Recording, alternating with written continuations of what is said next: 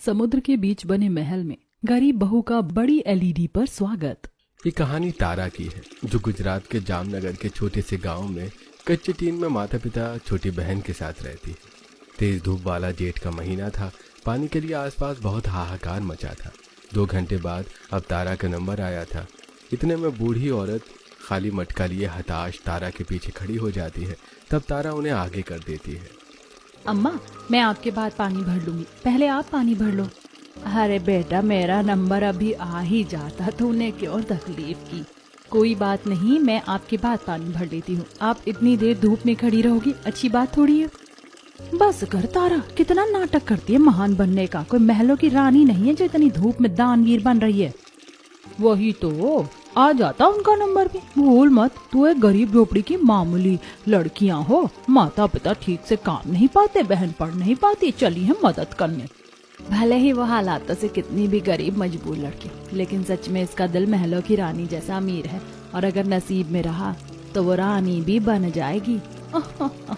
हाँ ताई, सपनों में जरूर बनेगी। ये कहकर दोनों चली जाती हैं। वहीं तारा भी अपना मटका और बाल्टी अपनी भर लेती है। बेटी, तू इन जैसे लोगों की बातों में कभी मत आना, तेरा भविष्य जरूर बदलेगा। जी अम्मा। अम्मा, आप कुछ भी कह लो, हकीकत तो मेरी गरीबी ही रहेगी। फिर तारा अपने घर की ओर जाती है। पानी के बर्तन ढककर रखती है और फिर अपनी माँ को सिलाई करता हुआ देखती है। चारों तरफ कपड़े ही कपड़े रखे हुए थे। छोटी बहन पढ़ाई कर रही थी। अरे मम्मी, ये सब क्या है? इतने सारे कपड़े, जैसे कि पता नहीं कितना बड़ा इवेंट हो आपके जिम्मे। आप कल रात से लगी हो, मुझे लगा थोड़ी बहुत कपड़े होंगे, लेकिन धीरे धीरे करके देख लिया आपको कि कितने सारे हैं। रेस्ट कर लो माँ। और ये तो वेटर वाले कपड़े हैं ना। अरे ये तो तुझे पता ही है, हमारे गुजरात में समुद्र के बीच बने महल में राजमाता रहती है। उनके सागर मणि महल को देखा है क्या? हीरे शीशे की जैसे चमचमाती है। कल राजा साहब और राजमाता की 50वीं सालगिरह है। उनका समुद्र के बीच महल बहुत सुंदर सजा होगा। बड़े बड़े उद्योगपति लोग, बिजनेसमैन, वीआईपी आएंगे, हॉट स्टार। तब जाम संभालने के लिए उन्हें नौकर भी तो चाहिए। तो यहाँ से 50-100 लोग जाएंगे। अब वो इतनी बड़ी पार्टी में जाएंगे तो मामूली कपड़े थोड़ी पहनेंगे, इसीलिए मैं ही उनके ये कपड़े तैयार कर रही हूँ। कल सुबह तक सब देने हैं। माँ, मैं पढ़ते पढ़ते बोर हो गई हूँ, आपकी मदद करवा देती हूँ। अब मुझसे बैठा भी नहीं जा रहा। होए लड़की, तू अपनी पढ़ाई पर ध्यान दे। तू जानती है ना, हमें तुझसे कितनी उम्मीद है। मेरी पढ़ाई एक बार को रुक गई, लेकिन तू इतनी अच्छी पढ़ाई करके कुछ बन जाए।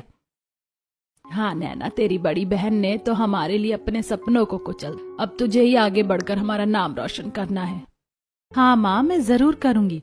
माँ मुझे बताओ, मैं फटाफट काम कर देती हूँ। पिताजी के आने से पहले खाना भी तैयार करना है। खाना मैंने तैयार कर रखा है, तू बस खीरे काट देना और उनके लिए लस्सी बना देना। ठीक है माँ, लेकिन आप भी खाना खाओ अभी।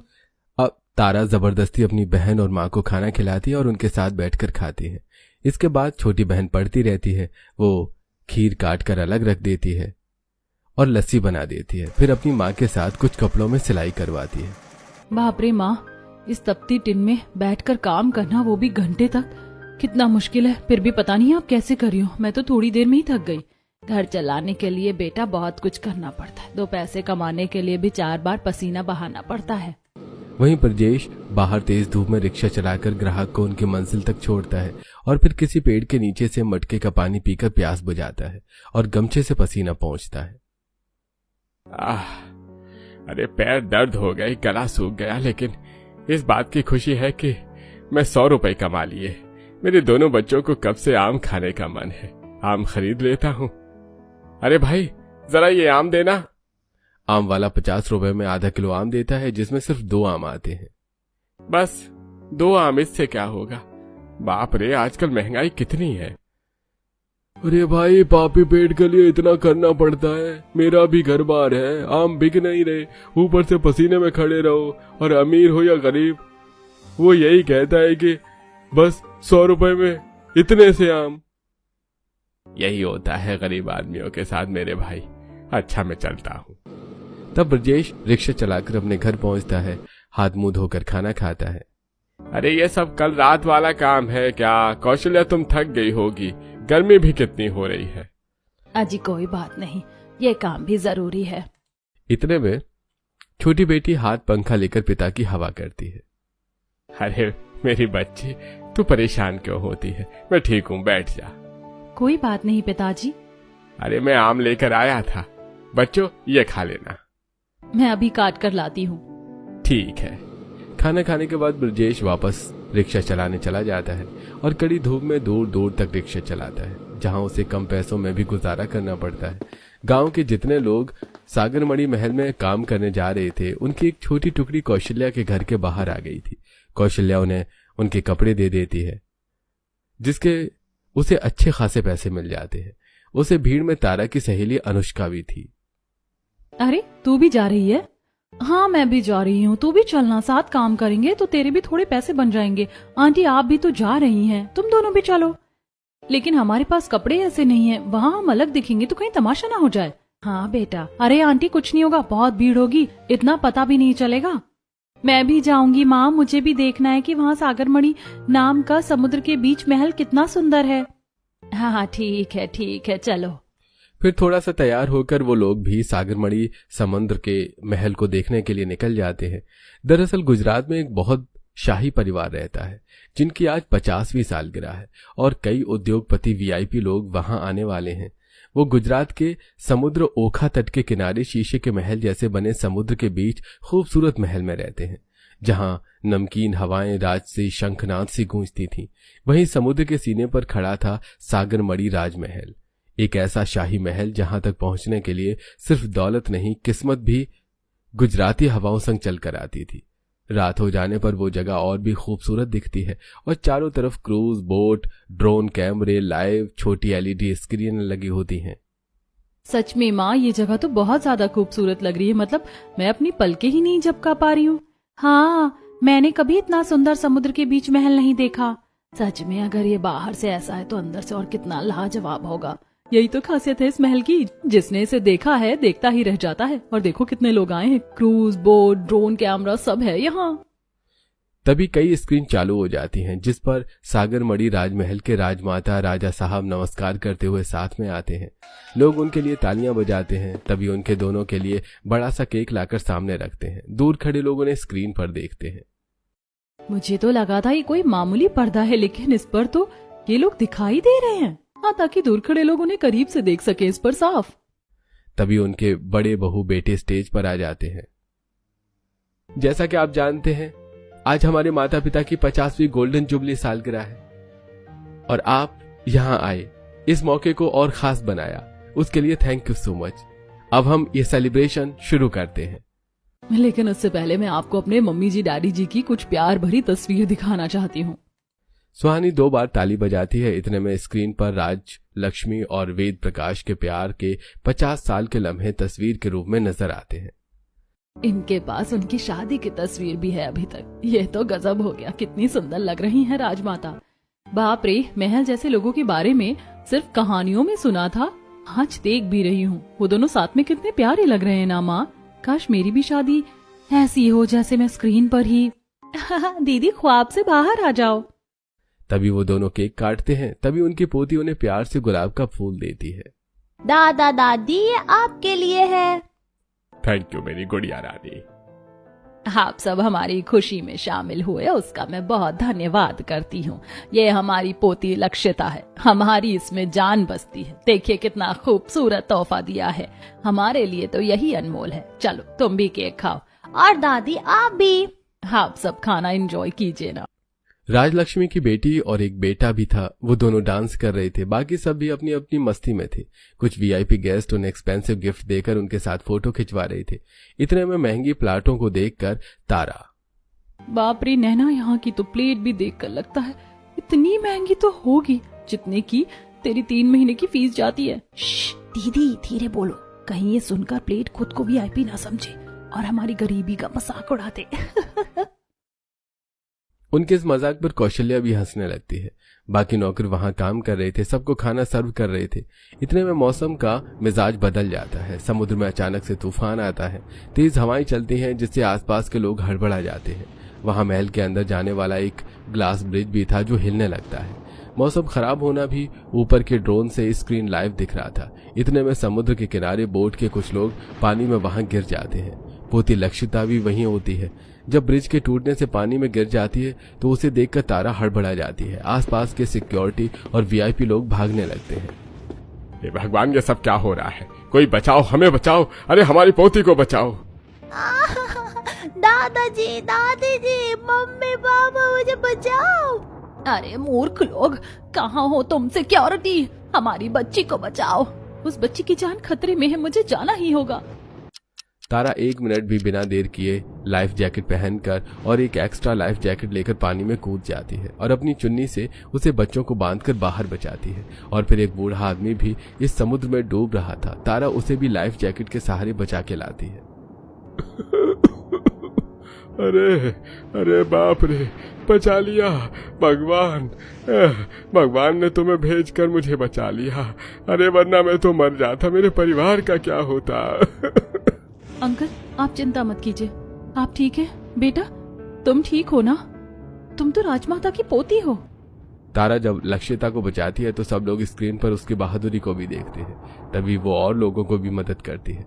आसपास काफी महंगे तोहफे, सोने का हार, हीरे का हार इत्यादि भी था, लेकिन तारा या उसके परिवार वाले इन सब चीजों को नहीं देखते। मासूम लोगों की जान बचाते हैं और कुछ सिक्योरिटी भी वहां आती है। माहौल थोड़ा शांत हो जाता है। तब राजमाता, राजा साहब, उनका छोटा बेटा सम्राट आता है। ठंडे पानी की वजह से तारा कांप रही होती है। बेटी, किस मुंह से तुम्हारा धन्यवाद करूं? तुमने मेरी पोती को बचाकर हम पर बहुत बड़ा उपकार किया है। हाँ, तुमने हमारे वंश को बचा लिया, वरना आज इतना खुशनुमा दिन मातम में बदल जाता। अरे नहीं नहीं, ऐसी कोई बात नहीं है। इंसानियत के नाते मेरा फर्ज था। मुझे भी पता नहीं कैसे हिम्मत आ गई और मैं उसे लेने चली गई, जबकि समुद्र कितना गहरा होता है। आप सच में बहुत बहादुर हैं। आपने मेरी भतीजी की नहीं और भी लोगों की जान बचाई है। बेटी, मैंने तुम्हें बहुत करीब से देखा स्क्रीन के ऊपर कि तुम कैसे मेरी पोती को बचाने भाग गई। राजमाता, हम गरीब लोग आप जैसे लोगों के तो सेवक हैं। हमारा फर्ज बनता है। सम्राट एक टक नजरों से उसे घूरता रह जाता है। तभी हवा के जोर से वेद प्रकाश के ऊपर एक बड़ा सा उनके इन व्हाइट बोर्ड था जो कि उस पर गिरने वाला होता है। तारा उन्हें खींचकर बचा लेती है, जिससे उसके हाथ में लग जाती है। राजा साहब, यहाँ रहना खतरे से खाली नहीं है, आप लोग जाइए। ये भगवान, हमारी जान बचाने के चक्कर में तुम्हें चोट लग गई। आर्यन बेटा, इनको दवा लगाओ। हाँ पिताजी, मैं देखता हूँ। आप साइड में लेटिए। लक्षिता बेटा चल। इतने में त्रिशा, आर्यन, सुहानी उन्हें अंदर ले जाते हैं और सम्राट तारा के हाथ पर दवा लगा देता है।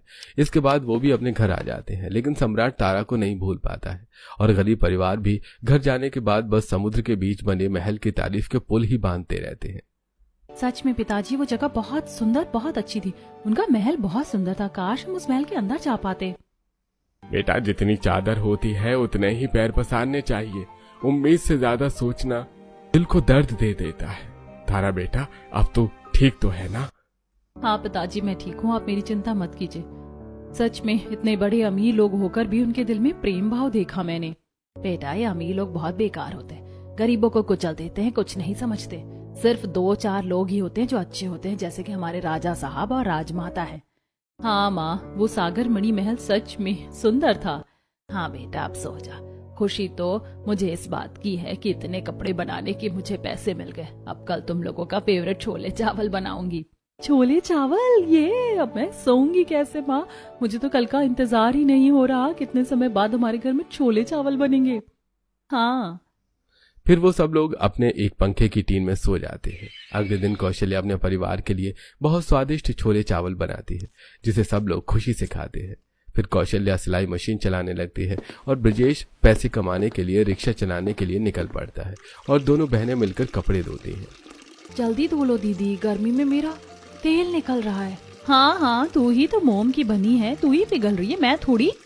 तब दोनों बहनें हंसने लगती हैं, एक दूसरे पर पानी के छींटे डालने लगती हैं, एक दूसरे को भिगा देती हैं, फिर कपड़े धो लेती हैं। दोपहर को कुछ पैसों से ब्रजेश पुराना कूलर ले आता है, जो कि घर लाने के बाद चलता नहीं है। पानी डालने के बाद भी तब वो जोर से उसमें लात मारता है और कूलर चलने लगता है, जिससे वो पानी के छींटे फेंकता है और दोनों बहनें हंसने लगती हैं। पापा, आपकी दुलाती खाकर ये कूलर चलने लग गया। आहा, ठंडी ठंडी हवा आ रही है, अब तो हम आराम से सो सकते हैं। दीदी, पापा से डरता है हमारा कूलर। पर कोई ऐसे बहुत सस्ते में निकल रहा था, तो अपने घर की गर्मी देखकर मैंने 500 में ले लिया। लेकिन कोई भरोसा नहीं है कब तक चलेगा, बस गर्मी निकल जाए। हाँ जी, इतना ही काफी है इस गर्मी से बचने के लिए। फिलहाल थोड़ी राहत तो मिली।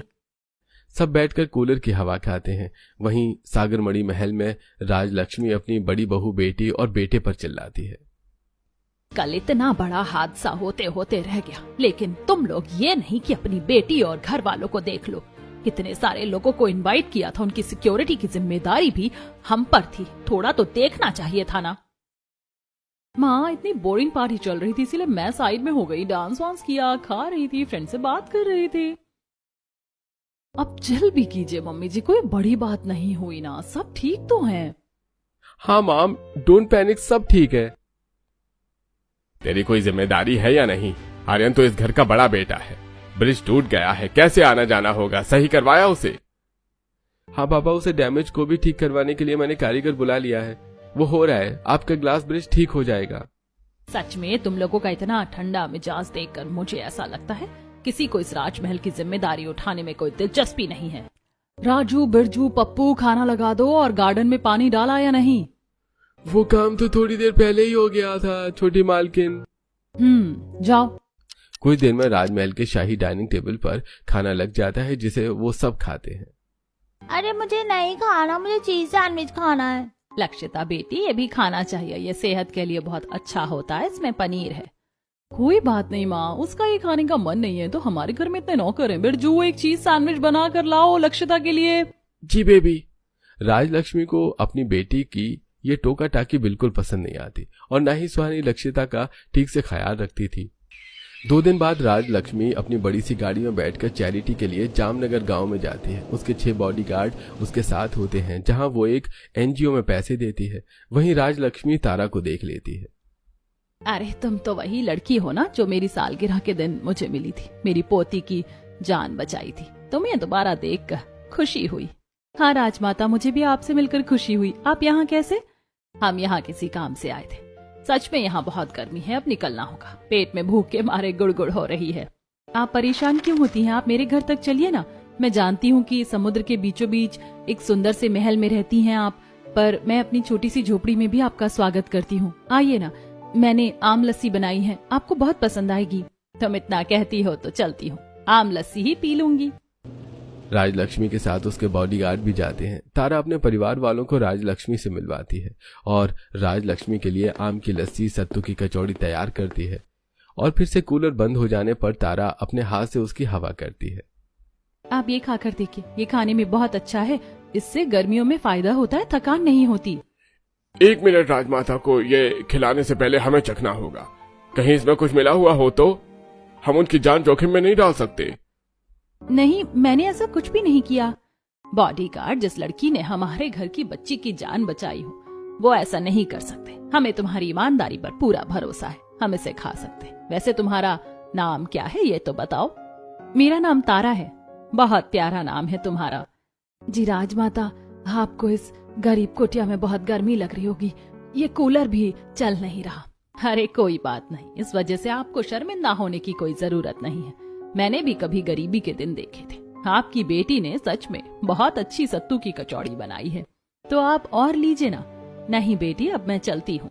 राजलक्ष्मी अपने बड़ी सी गाड़ी में बैठती है और सागरमणि महल के लिए निकल जाती है। उसके साथ कतार में 3-4 गाड़ियां और आई थी। सब समुद्र के किनारे पार्क हो जाती हैं। कुछ दिनों के बाद गर्मी की वजह से वेद प्रकाश का बीपी अप डाउन होने लगता है।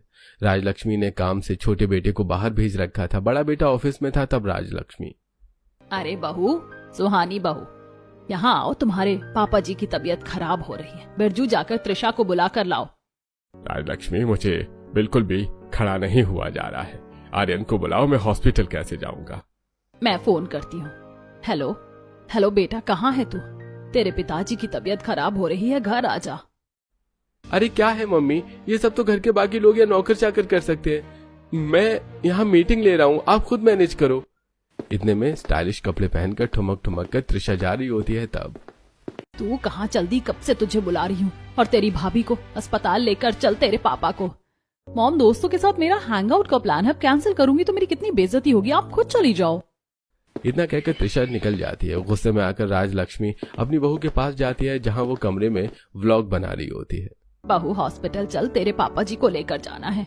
मम्मी जी अभी मैं सोशल मीडिया पर लाइव हूँ, ऐसे बीच में से नहीं जा सकती, मेरी कुछ कॉन्वर्सेशंस चल रही हैं, आप नौकर को बोल दो। ठीक है बहू, तू अपना काम कर। ये सुनकर राजलक्ष्मी का दिल टूट जाता है। वो नौकरों से कहकर अपने पति को सहारा देते हुए गाड़ी में ले जाती है और फिर वो अस्पताल पहुंचते हैं, जहां उसका चेकअप होता है। और जब वो वापस गाड़ी में बैठकर आ रही होती है तब बहुत बुरा लगा, अपने ही बच्चे अपने साथ नहीं थे। आज ऐसे वक्त में पता नहीं मेरे राजमहल की जिम्मेदारी ये लोग कैसे संभालेंगे। आपने बिल्कुल ठीक कहा, हम बूढ़े माँ बाप का आखिर है ही कौन, सिर्फ सम्राट ही हमें अच्छे से समझता है। बड़े बहू बेटे को तो अपनी हरकतों से फुर्सत ही नहीं, और बेटी अलग ही घमंड में रहती है। बड़ी बहू नौकरों पर चिल्लाती है, खुद कोई काम नहीं करते। अब मैं चाहती हूँ हमारे छोटे बेटे की एक ऐसी बहू आए जो इस घर को सिर्फ संभाले नहीं, परिवार वालों को भी बांध कर रखे। लड़की कितनी अच्छी थी ना, जिसमें हमारी पोती की जान बचाई। एक ऐसी ही गरीब घर की बहू आनी चाहिए। आपने मेरे मुंह की बात छीन ली।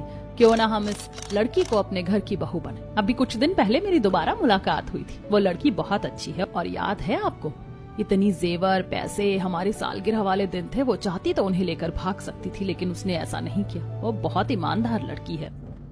तो फिर सोचो मत, उस लड़की के माता पिता से बात करो, वही हमारे घर की बहू बनेगी। अगले दिन ही राजलक्ष्मी वेद प्रकाश कई तोहफे लेकर उसके गरीब झोपड़ी के पास पहुंचते हैं और अपने बेटे के लिए उनकी बेटी का रिश्ता मांगते हैं।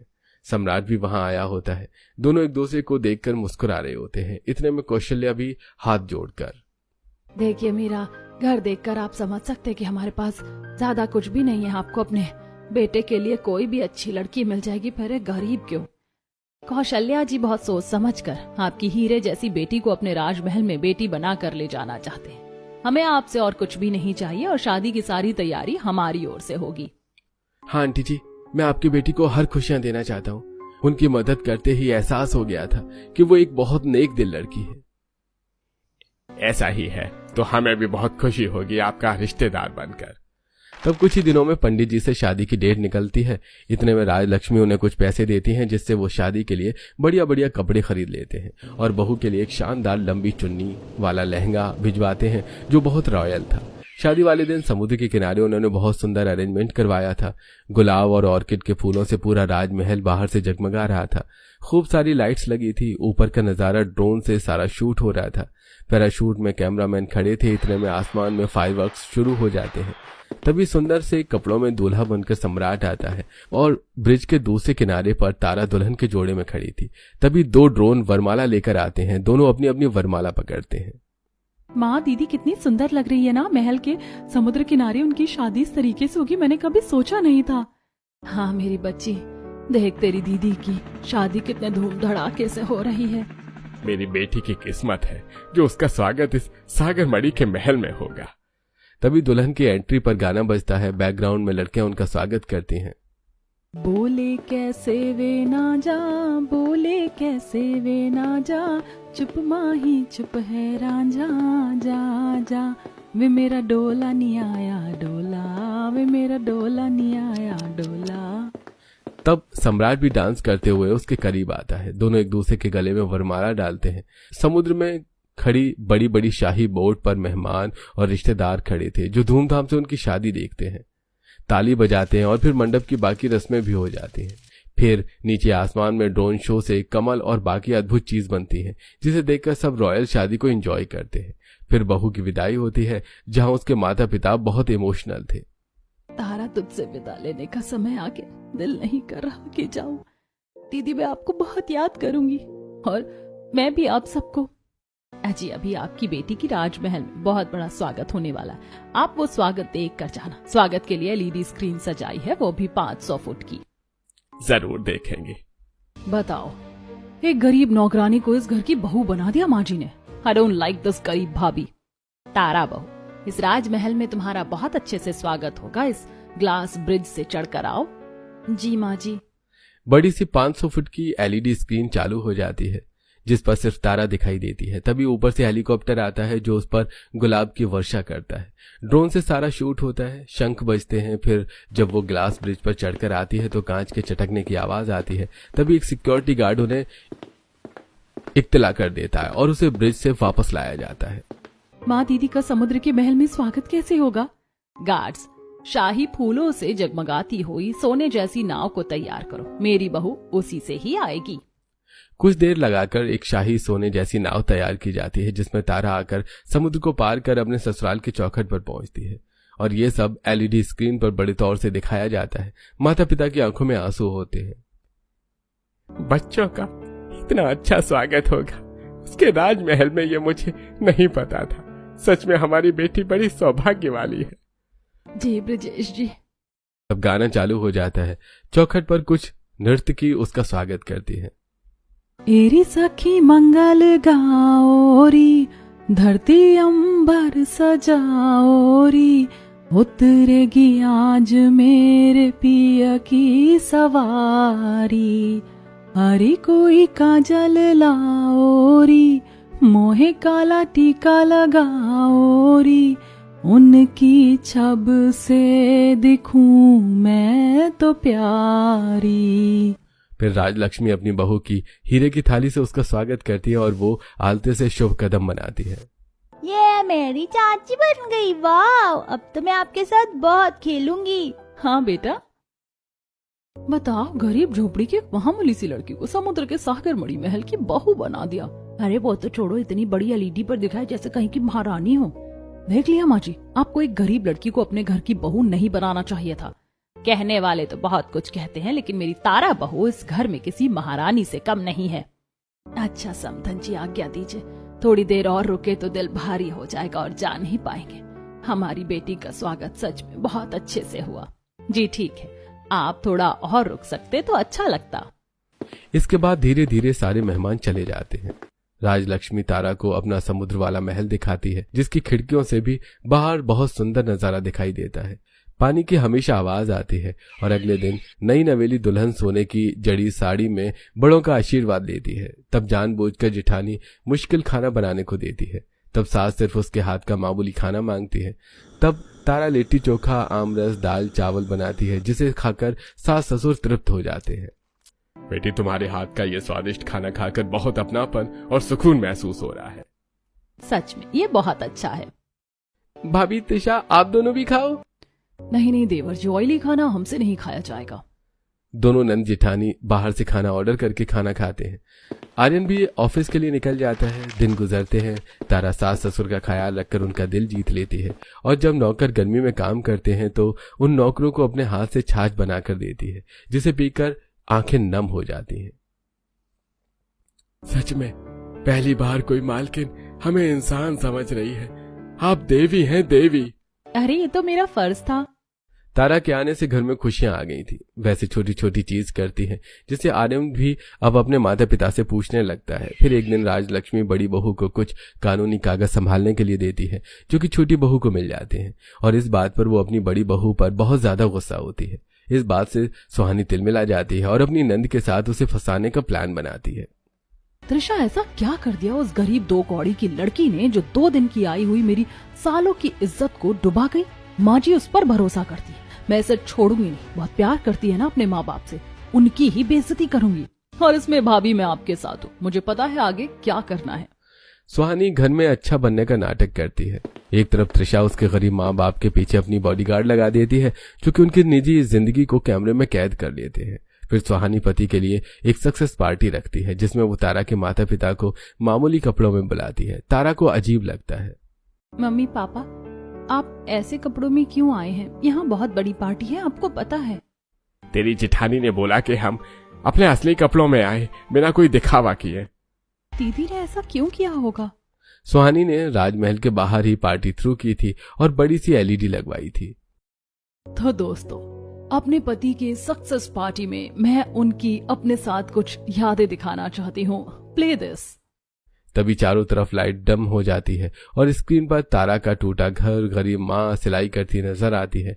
पसीने में भीगा बाप रिक्शे को खींचता नजर आता है और बेटी बर्तन धोती नजर आती है और ये देखकर तारा और उसके परिवार वाले शर्मसार हो जाते हैं। सास ससुर चौंक जाते हैं। ये सब क्या है? ओह सॉरी, ये तो मेरी देवरानी के गरीब माता पिता हैं। देखिए कैसे इन गरीब लोगों ने मेरे माँ जी पापा जी को फंसा लिया और करोड़ों के समुद्र के किनारे राजमहल में अपनी बेटी की शादी कर दी, और स्वागत तो और भी धूम धड़ाके से हुआ। तभी स्टेज पर आकर तारा माइक लेकर, हाँ, यही मेरा घर है, जहाँ एसी नहीं था पर इज्जत थी, जहाँ पैसे कम थे पर माँ बाप ने सपने बड़े दिए। मेरे पिता गरीब हैं पर उन्होंने कभी अपनी बेटी के संस्कार गरीब नहीं होने दिए। मुझे नहीं पता आपने ऐसा क्यों किया, लेकिन मुझे अपने गरीब माता पिता पर बहुत फक्र है कि मैं उनकी बेटी हूँ। उन्होंने मेरे लिए बहुत कुछ किया है। मौजूद सभी लोग ताली बजाते हैं और राजलक्ष्मी एलईडी स्क्रीन रुकवा देती है। आज से इस स्क्रीन पर गरीबी नहीं, उस परिवार की महानता दिखी है जिसने हमें ऐसी संस्कारी बहू दी, और बहुत शर्माती है कि ये हरकत मेरी बड़ी बहू ने की। सुहानी, तुम्हें कोई हक नहीं है किसी को बेइज्जत करने का। वाह सुहानी, गरीबी का मजाक उड़ाने वाले आज संस्कारों से हार गए होंगे, क्यों? और ये भी झलक गया कि तुम्हारे संस्कार कैसे हैं। बहू, तुमने ऐसा क्यों किया? हमारी नाक कटवा दी, और त्रिशा तुम भी इसमें बराबर की शामिल थी। मुझसे गलती हो गई पापा। माफी मांगो सुहानी, मुझे तुमसे ये उम्मीद नहीं थी। तारा और उसके माता पिता बहुत अच्छे हैं। मुझे माफ कर दीजिए आप सब, लेकिन जब से तारा घर में आई थी माँ जी सिर्फ उसका ही नाम ले रही थी। मुझे इतनी चिढ़ हो गई कि मैंने वो बदला उसके माँ बाप की बेइज्जती करके लेना चाहा। तब सुहानी उसके माता पिता से भी माफी मांगती है। गरीब होकर भी अमीर दिल से वो उसे माफ कर देते हैं। इसके बाद आर्यन की सक्सेस पार्टी की जाती है और सुहानी भी खुद को बदलने की कोशिश करती है। दोस्तों, माँ बाप से बदला लेने वाले अक्सर भूल जाते हैं। बेटी अगर संस्कारी हो तो वही बदले को सम्मान में बदल देती है। दोस्तों, क्या ऐसे ही समुद्र के बीच के महलों में आप भी रहना चाहते हैं? कमेंट करके हमें जरूर बताएं।